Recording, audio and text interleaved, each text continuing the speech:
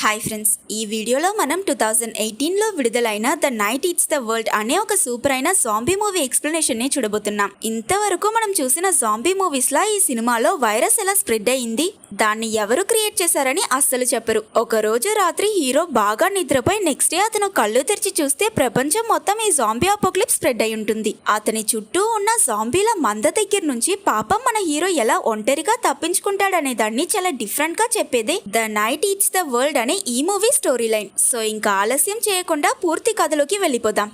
Open చేస్తే ఈ cinema hero Sam ని చూపిస్తారు. అతను ఒక మ్యూజిషియన్. శామ్ ఇప్పుడు అతని ఎక్స్ గర్ల్ ఫ్రెండ్ అయిన ఫానీ అనే అమ్మాయిని కలవడం కోసం తన అపార్ట్మెంట్ కి వెళ్తున్నాడు. అక్కడికి వెళ్లి చూస్తే ఫానీ తన ఫ్లాట్ లో ఒక పెద్ద పార్టీ అరేంజ్ చేసి ఉంటుంది. అయినా ఈ విషయం హీరో శామ్ కి తెలియదు. ఫానీ శామ్ ని చూడగానే అతన్ని హక్ చేసుకుని వెల్కమ్ చేసి తన ప్రెసెంట్ బాయ్ ఫ్రెండ్ ని హీరోకి ఇంట్రొడ్యూస్ చేస్తుంది. అలాగే శామ్ ని పార్టీ అయ్యేంత వరకు ఉండి ఎంజాయ్ చేయమని ఇన్వైట్ చేసింది. ఫానీని తన బాయ్ ఫ్రెండ్ హక్ చేసుకుని వాళ్ళిద్దరూ చాలా క్లోజ్ గా ఉండడం చూసిన శామ్ కొంచెం జెలస్ గా ఫీల్ అవుతాడు. నేను నీ దగ్గరున్న నా మ్యూజిక్ టేప్స్ తీసుకువెళ్ళడానికి ఇక్కడికి వచ్చా, అది నాకు ఇస్తే నేను ఇక్కడ నుంచి వెళ్ళిపోతానని శామ్ చెప్తాడు. దానికి ఫానీ అతన్ని కొంచెం సేపు వెయిట్ చేయమని చెప్పి తన బాయ్ ఫ్రెండ్ తో వెళ్ళిపోతుంది. సరే అని శామ్ కూడా అక్కడ కూర్చుని తన కోసం వెయిట్ చేస్తూ ఉంటాడు. చాలా సేపు అయినా ఫానీ తిరిగి రాదు. తను తన ఫ్రెండ్స్ తో బిజీగా ఉండడం చూసిన శామ్ అక్కడ పార్టీలో సర్వ్ చేస్తున్న మందు తాగి ఒంటరిగా టైం పాస్ చేస్తుంటాడు. ఇలా ఎంతసేపు వెయిట్ చేసినా తను రాకపోవడంతో శామ్ టెన్షన్ అయి తన దగ్గరికి వెళ్లి నా మ్యూజిక్ టేప్స్ ఎక్కడున్నాయో చెప్పు, నేను అవి తీసుకుని ఇక్కడ నుంచి వెళ్ళిపోతానని చెప్తాడు. దానికి ఫానీ అవి ఈ హాల్ ఎండ్ లో ఉన్న నా ఆఫీస్ రూమ్ లో ఉన్నాయి, అక్కడ చాలా ప్రశాంతంగా ఉంటుంది, కాబట్టి నువ్వు వెళ్ళి అక్కడ వెయిట్ చేయి, కాసేపట్లో నేను అక్కడికి వస్తానని చెప్తుంది. సరే అని ఇతను ఆ ఆఫీస్ వైపుకి వెళ్తున్నప్పుడు దారిలో ఒక అతను శామ్ ని గుద్దేస్తాడు. అలాగే అక్కడ ఉన్న వాళ్ళు కూడా కొంచెం తేడాగా బిహేవ్ చేస్తుంటారు. కానీ శామ్ అది పెద్దగా పట్టించుకోకుండా పార్టీ కాబట్టి వాళ్ళు డ్రగ్స్ యూస్ చేస్తున్నారని అనుకుంటాడు. శామ్ ఆ ఆఫీస్ రూమ్ లోపలికి వెళ్ళాక కూడా అతనికి ఇంకా ఆ పార్టీ సౌండ్ వినిపిస్తుంది. సో అతను ఆ రూమ్ డోర్ ని క్లోజ్ చేసి తన మ్యూజిక్ టేప్స్ ని వెతకడం మొదలు పెట్టాడు. ఒక కార్డ్బోర్డ్ బాక్స్ లో ఆ టేప్స్ అన్ని ఉండడం చూసి వాటిని తీద్దామని శామ్ ప్రయత్నిస్తాడు. అప్పుడు ముందు సీన్ లో ఒక అతను శామ్ ని గుద్దేసుంటాడు కాబట్టి దాని వల్ల ఇప్పుడు శామ్ ముక్కులో నుంచి రక్తం కారుతుంది. కాబట్టి శామ్ ఒక టిష్యూ పేపర్ తో ఆ బ్లడ్ ని క్లీన్ చేస్తూ ఒక సోఫాలో వెళ్లి కూర్చుని రిలాక్స్ అవుతాడు. బట్ అతను డ్రింక్ చేసుంటాడు కాబట్టి కొంచెంసేపులోనే నిద్రపోతాడు. ఆ సమయంలో మనకి బ్యాక్గ్రౌండ్ లో బయట పార్టీలో ఉన్న వాళ్ళు భయంకరంగా అరిచే అరుపులు వినిపిస్తాయి. ఇవేవీ తెలియని శామ్ రాత్రంతా అక్కడే ప్రశాంతంగా నిద్రపోయి నెక్స్ట్ డే తెల్లవారి నిద్రలిగుస్తాడు. అతని క్యాసెట్స్ ని తీసుకుని ఇంటికి వెళ్దాం అనుకుని బయటకొచ్చి చూస్తే ఆ ఫ్లాట్ లో ఒక్కరు కూడా ఉండరు. అది మాత్రం కాకుండా ఆ ప్లేస్ అంతా ఏదో భూకంపం వచ్చినట్టు వస్తువులన్నీ అటు ఇటు పడుంటాయి. అందులోనూ చుట్టూ గోడలంతా రక్తం ఉండడం చూసిన శామ్ అలర్ట్ అయి సెల్ఫ్ డిఫెన్స్ కోసం చేతిలో ఒక ఆబ్జెక్ట్ పట్టుకుని అక్కడ ఎవరైనా ఉన్నారా అని చెక్ చేస్తాడు. కింద స్టేర్స్ లో ఫానీ ఇంకా ఇంకో అమ్మాయి కూర్చుని ఉండడం చూసి శామ్ తనని పిలుస్తాడు. వెంటనే వాళ్ళిద్దరూ ఇతనిపై అటాక్ చేసేటట్టు వస్తారు. ఫానీ ఫేస్ మొత్తం చూడ్డానికి రక్తంతో చాలా భయంకరంగా ఉండడం వల్ల శామ్ భయపడి త్వరగా డోర్ లాక్ చేసేస్తాడు. ఆ తరువాత శామ్ అక్కడ ఏం జరుగుతుందో తెలుసుకోవడం కోసం విండో నుంచి బయటకు చూస్తాడు. కింద రోడ్ లో ఒక చిన్న పిల్ల జాంబీలా మారి పరిగెడుతూ ఉంటుంది. అలాగే అతనికి ఆపోజిట్ లో ఉన్న అపార్ట్మెంట్ లో కూడా కొన్ని జాంబీస్ ని ఎదిరించి ఒక ఫ్యామిలీ పోరాడుతూ ఉంటారు. వాళ్ళు ఆ జాంబీస్ దగ్గర నుంచి తప్పించుకుని బయటకు వచ్చి కార్ లో అక్కడ నుంచి వెళ్లిపోవాలనుకుంటారు. కానీ వాళ్ళు చేసే సౌండ్స్ వల్ల అక్కడికి చాలా జాంబీస్ వచ్చి వాళ్ళని చంపిస్తాయి. శామ్ ఆ పార్టీలో చనిపోయిన వాళ్ళ ఫోన్స్ తీసి వాటిని చెక్ చేస్తాడు. ఆ ఫోన్ కి వచ్చిన వాయిస్ మెసేజ్ లో మాట్లాడుతున్న వ్యక్తిని కూడా ఒక జాంబీ అటాక్ చేసి చంపేసి ఉంటుంది. ఇలా కొన్ని మొబైల్స్ ని చెక్ చేసి ఈ జాంబీ అటాక్ ఇతనున్న సిటీని మాత్రం కాకుండా ఓవర్ నైట్ లో వరల్డ్ లో ఉన్న చాలా ప్లేసెస్ లో కూడా స్ప్రెడ్ అయిందని తెలుసుకుంటాడు. ఆ తరువాత శామ్ అతనున్న అపార్ట్మెంట్ టెర్రస్ మీదకి వెళ్లి చూసి షాక్ అయిపోతాడు. ఎందుకంటే ఆ సిటీ మొత్తంలో ఇతనికి ఎలాంటి మూమెంట్స్ కనిపించదు. సో బయటికి వెళ్లి చనిపోవడం కన్నా ఈ అపార్ట్మెంట్ లో ఉండడమే సేఫ్ అని అర్థం చేసుకుని ఆ ఫ్లాట్ గోడల్లో ఉన్న బ్లడ్ ఇరిగిపోయిన వస్తువులన్నిటినీ క్లీన్ చేయడం మొదలు పెడతాడు. ఇలా శామ్ క్లీన్ చేస్తూ ఉండగా ఆ ఫ్లాట్ కింద ఫ్లోర్ లో నుంచి ఏదో శబ్దం వినిపిస్తుంది. సో మీరే ఆలోచించండి, మీరు ఒక జాంబీ అపోక్లిప్స్ లో ఇరుక్కున్నారు, చుట్టూ మనుషులే లేరనుకుని మీ పని మీరు చేసుకుంటూ ఉన్నప్పుడు హఠాత్తుగా ఇలా ఏదైనా శబ్దం వినిపిస్తే మీరు ఎలా ఫీల్ అవుతారు?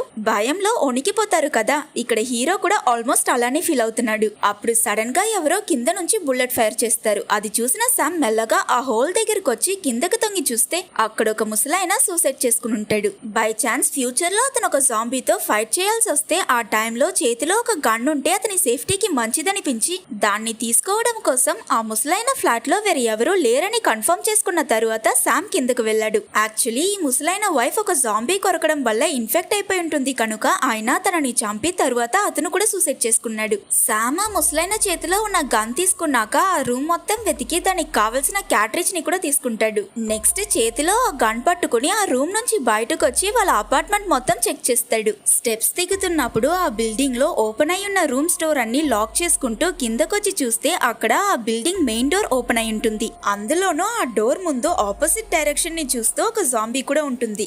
బయటున్న జాంబీస్ ఏవి లోపలికి రాకూడదు కాబట్టి అతను మెల్లగా వెళ్లి ఆ డోర్ ని క్లోజ్ చేసిస్తాడు. పక్కనే ఉన్న సెక్యూరిటీ గార్డ్ రూమ్ లో ఈ బిల్డింగ్ లో ఉన్న అన్ని ఇళ్ల స్పేర్ కీస్ ఉంటాయి. వాటిని తీసుకుని అక్కడే ఉన్న ఫ్రిడ్జ్ లో ఇతనికి దొరికిన ఫుడ్ ఐటమ్స్ ఇంకా నైఫ్స్ అని యూస్ అయ్యే వస్తువులన్నీ తీసుకుంటాడు. ఇక శామ్ ఒంటరిగానే బ్రతకాలి కనుక అతనికి కావలసిన ఫుడ్ సప్లైని అరేంజ్ చేసుకోవాలని నిర్ణయించుకున్నాడు. సో శామ్ అతనికి దొరికిన కీస్ పట్టుకుని ముందు ఒక ఫ్లాట్ కి వెళ్తాడు. అక్కడ లాక్ అయి ఉన్న డోర్ ని ఓపెన్ చేసి గన్ పట్టుకుని అతను లోపలికి వెళ్ళగానే సడన్ గా ఒక జాంబీ అతన్ని అటాక్ చేస్తుంది. దాని వల్ల శామ్ అనుకోకుండా అతని చేతిలో ఉన్న గన్ ని తిప్పి పట్టుకోవడం వల్ల ఆ జాంబీని షూట్ చేయలేకపోతాడు. ఈ సౌండ్ వినిపించి లోపల ఉన్న ఈ జాంబీ భార్య ఇంకా కూతురు జాంబీస్ కూడా బయటకు వస్తారు. వాళ్ళని చూసిన శామ్ వెంటనే ఈ జాంబీని తోసేసి బయటకు వెళ్లి తలుపేసిస్తాడు. అలాగే నెక్స్ట్ టైం ఈ ఫ్లాట్ లోకి వెళ్లడం డేంజర్ అనే దాన్ని ఐడెంటిఫై చేయడం కోసం డోర్ మీద ఒక క్రాస్ డ్రా చేస్తాడు. ఆ తరువాత అతను ఇంకో ఫ్లాట్ కి వెళ్తాడు. ఈసారి ఇందులో ఎవరు ఉండరు కాబట్టి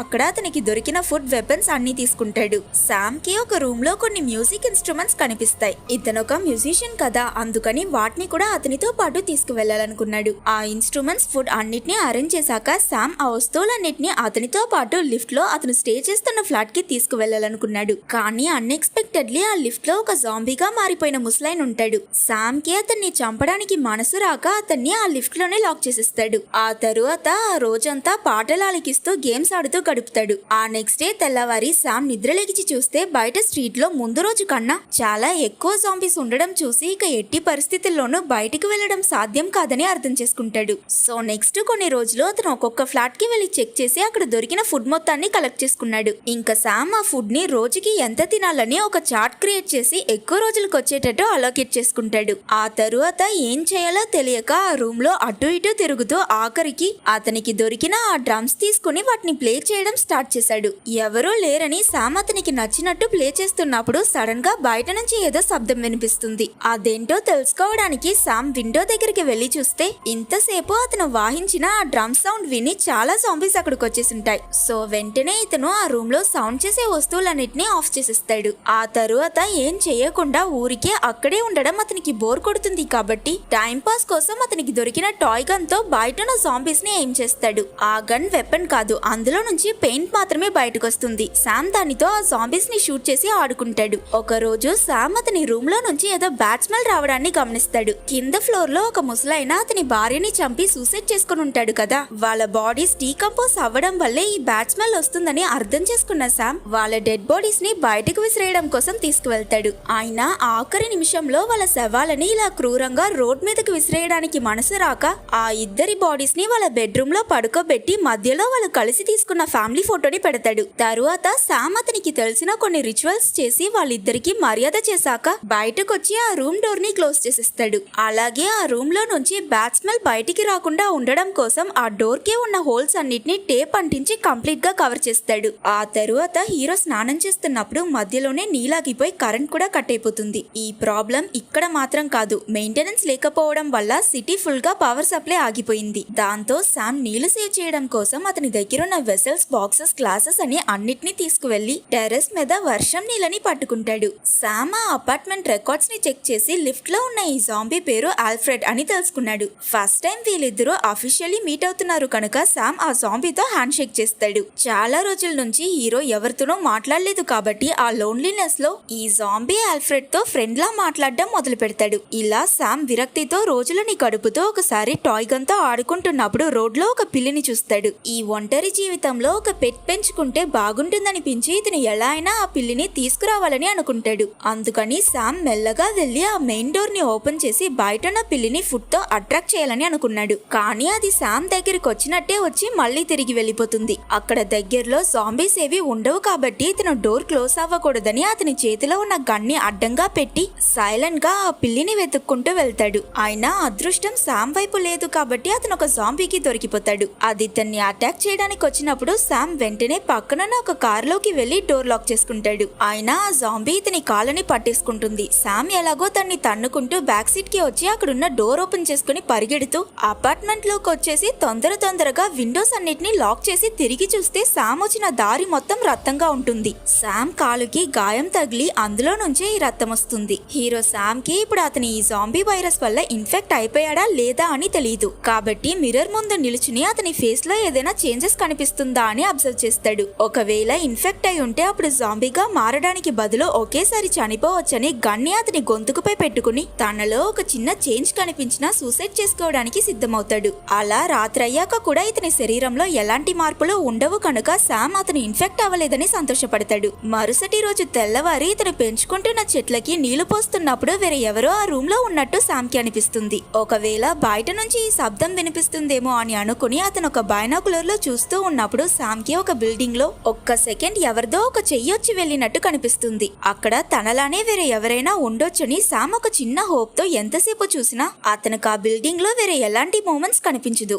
మేబీ ఇదంతా అతని భ్రమ ఉండొచ్చని శామ్ అనుకుంటాడు. వింటర్ వచ్చాక ఒక రోజు రూమ్ లో టెంపరేచర్ చాలా తక్కువగా ఉండడం వల్ల శామ్ చలికి వణికిపోతుంటాడు. సో అంత చలిని తట్టుకోవడానికి హీటర్ అవేవి లేకపోవడం వల్ల హాట్ వాటర్ లో స్నానం చేస్తాడు. సో ఇప్పుడు శామ్ దగ్గర ఉన్న ఫుడ్ స్టాక్ కూడా తగ్గిపోయింది కాబట్టి అతను ఎప్పటికీ ఈ అపార్ట్మెంట్ లోనే ఉండలేనని అర్థం చేసుకుంటాడు. అందుకని బయటికి వెళ్తే ఆ జాంబీస్ ఇతన్ని చంపేస్తాయి కాబట్టి ఇతను ఏం చేయాలో ఆలోచిస్తూ ఏ ఐడియా దొరకక ఆఖరికి పిచ్చి పట్టిన వాడిలా ఏం జరిగినా పర్వాలేదని మళ్ళీ ఆ డ్రమ్స్ ప్లే చేయడం మొదలు పెట్టాడు. కావాలనే శామ్ స్పీకర్ లో సౌండ్ ఫుల్ గా పెట్టి చాలా ఆక్రోషంగా డ్రమ్స్ వాయించి చుట్టుపక్కల ఉన్న జాంబీస్ అన్నిటిని ఇతని వైపుకి వచ్చేటట్టు చేసుకున్నాడు. అక్కడి నుంచి బాల్కనీకి వచ్చి కింద చేరిన జాంబీస్ అన్నిటిని చూసి వాటితో ఆడుకుంటూ డ్రమ్స్ కొడతాడు. ఆ రోజు రాత్రి శామ్ నిద్రపోతున్నప్పుడు అతని రూమ్ వైపుకి ఎవరో పరిగెడుతూ వస్తున్నట్టు అతనికి కనిపిస్తుంది. ఇది ఊహ కాదు, నిజంగానే అతని రూమ్ వైపుకి ఎవరో పరిగెడుతూ వస్తున్నారని అతను కన్ఫర్మ్ చేసుకుని జాంబీయే వచ్చేసిందనుకుని ఆ డైరెక్షన్ లో షూట్ చేస్తాడు.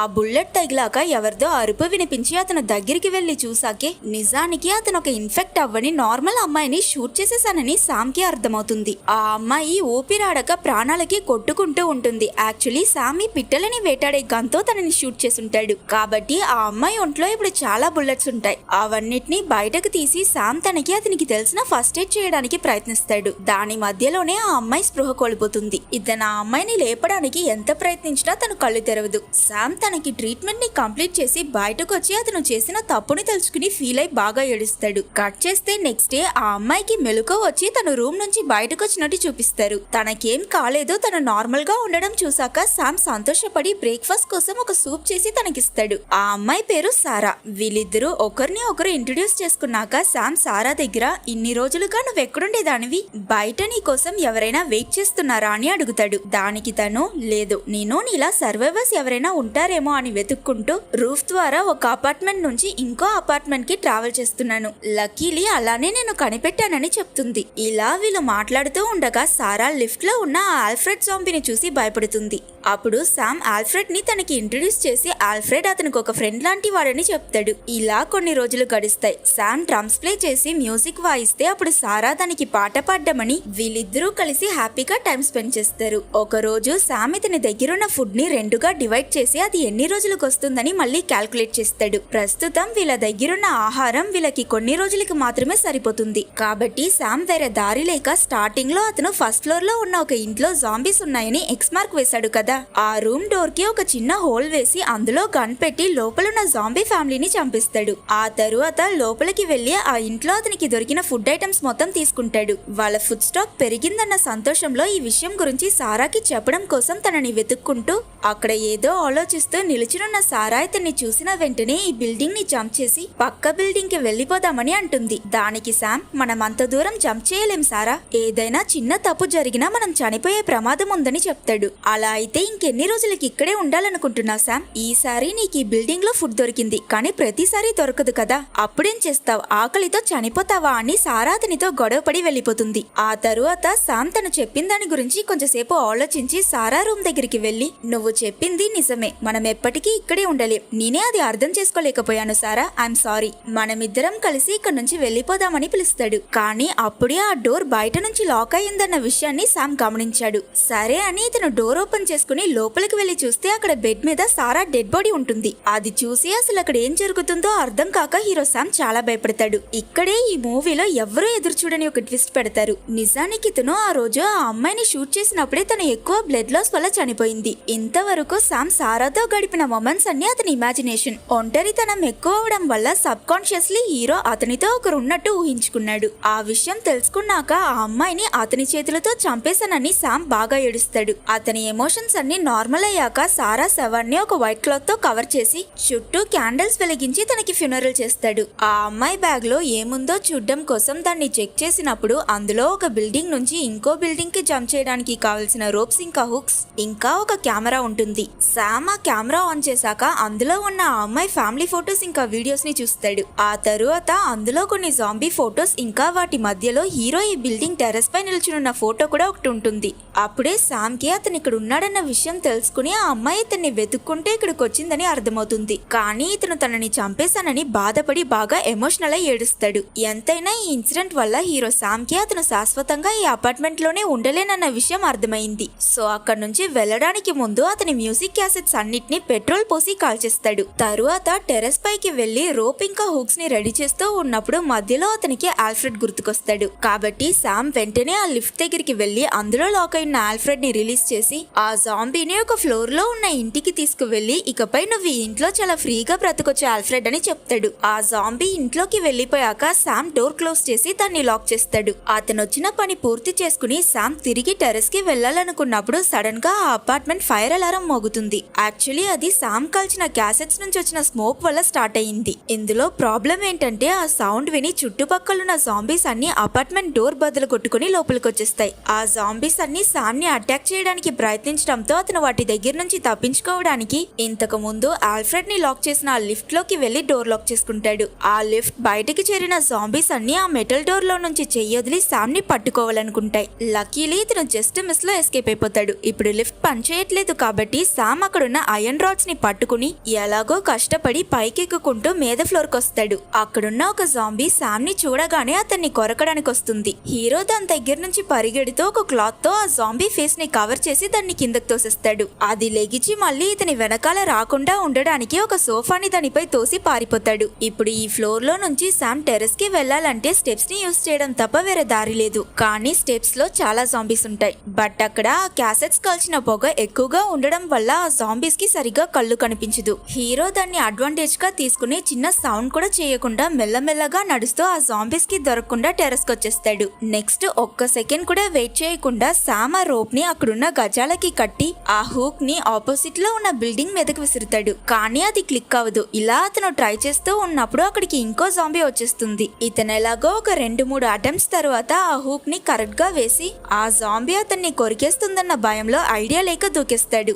దానివల్ల హీరో శామ్ స్పీడ్ గా వెళ్లి ఆపోజిట్ అపార్ట్మెంట్ గోడనే గుద్దుకుని అన్కాన్షియస్ అయిపోతాడు. ఇలా చాలా సేపు వేలాడుతూ ఉన్న అతనికి మెలకువ వచ్చి చూస్తే పక్కనే గ్లాస్ విండోలో నుంచి ఒక జాంబీ ఇతన్ని చూస్తూ ఉంటుంది. ఆ విండో లాక్ అయి ఉండడం వల్ల ఇతను తప్పించుకున్నాడు. గోడకి ఫోర్స్ గా గుద్దుకోవడం వల్ల ఇతని తలకి బాగా గాయం తగిలి రక్తం కారుతున్నా ఎలాగో శామ్ కష్టపడి ఆ అపార్ట్మెంట్ టెర్రస్ మీదకి ఎక్కుతాడు. అండ్ ఇక్కడే హీరోకి ఒక పెద్ద షాక్. ఏంటంటే ఆ టెర్రస్ పై ఇతనిలానే ఎవరో పాట్స్ పెట్టి రెయిన్ వాటర్ ని కలెక్ట్ చేస్తున్నారు. అది మాత్రం కాకుండా ఇతనికి చాలా మంది మనుషులు మాట్లాడే సౌండ్ కూడా వినిపిస్తుంది. ఈ జాంబీ అపోక్లిప్స్ లో హీరోలానే చాలా మంది మనుషులు ఇంకా ప్రాణాలతోనే ఉన్నా వాళ్ళు సౌండ్ చేస్తే జాంబీస్ అన్ని వాళ్ళని అటాక్ చేస్తాయన్న కారణం వల్ల సర్వైవర్స్ అందరూ సైలెంట్ గా వాళ్ళ అపార్ట్మెంట్స్ లోనే బ్రతుకుతున్నారు. ఒకవేళ హీరో శామ్ ముందే అనవసరంగా భయపడకుండా ఇక్కడికి వచ్చుంటే ఇన్ని కష్టాలు పడకుండా ఎప్పుడో మిగతా సర్వైవర్స్ ని కలిసి ఉండేవాడు.